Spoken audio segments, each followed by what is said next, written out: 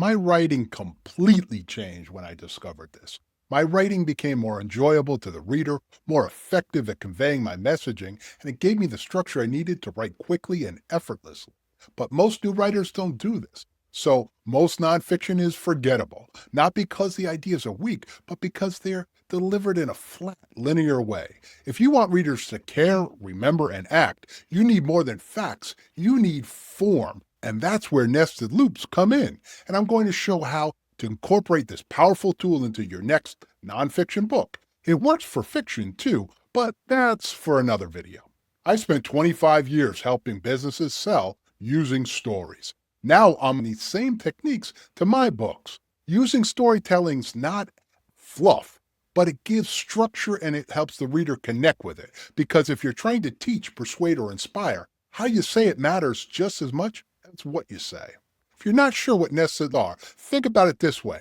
They're stories within stories. You open one thread, then pause to tell another that deepens it, and then return to the first. Now, in nonfiction, this might look like a personal story interrupted by a client case study, or a historical example that reframes a modern day problem, or a concept through a myth, then unpacked through data.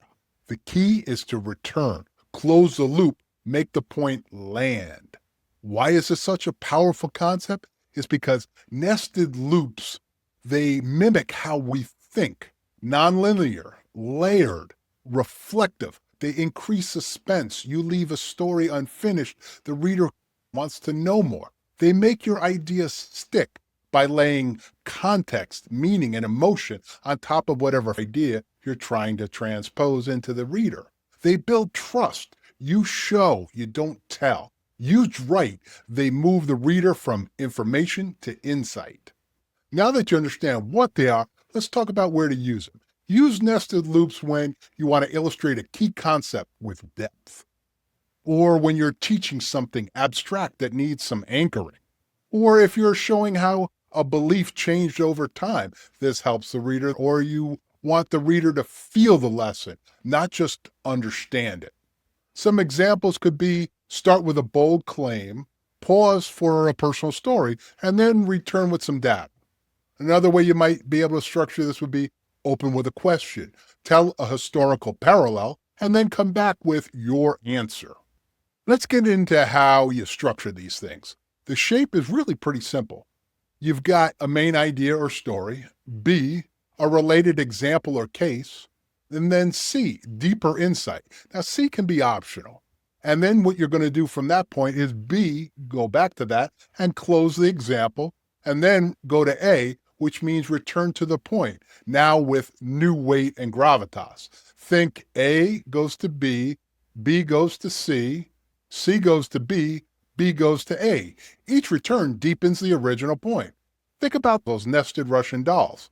That's what you're doing as you're providing information to the reader. If this is the kind of structure that makes your content better and you want to see how I'm using it to plan and publish my own book, drop the word book in the comments and I'll send you my full roadmap. It covers every step, all the tools, timing, audience building, and how I'm going to launch. Now let's talk some tips and ways you can craft this. Use different tones for each layer. You can have conversational situations for personal stories, but for explanations, you might want to be very precise. Change formatting to cue the reader. Italics, quotes, bolded subheadlines for inner loops. This helps the reader understand where it is you're exactly going. Don't go too deep. Listen, 2, 3 at the most layers is max. Any more and the reader gets lost. And you always have to make sure you return. Close whatever it is that you open. That's where the impact happens and the reader really gets the insight and ideas you want them to receive. Let's look at some real-life examples. Simon Sinek in Start With Why opens with a real-world example.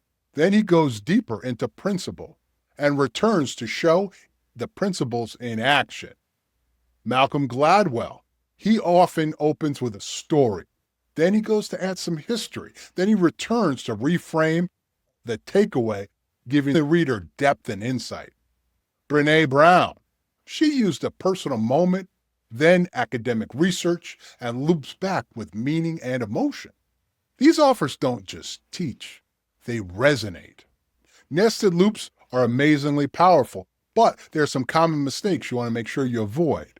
You want to make sure you're not leaving loops open with no return, no payoff. That's kind of like cheating the reader. Another mistake is nesting without a clear reason.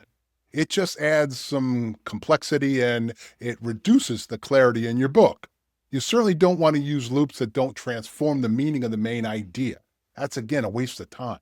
And you don't want to overuse metaphors without grounding all of that in reality. Those are some real common mistakes. And remember, the loop is only powerful if the return changes something that makes it better for the reader and better for you to explain what it is you want to get across to them. Nested loops in nonfiction aren't just a trick or something to be cute. They're a powerful tool. They help you build layered meaning.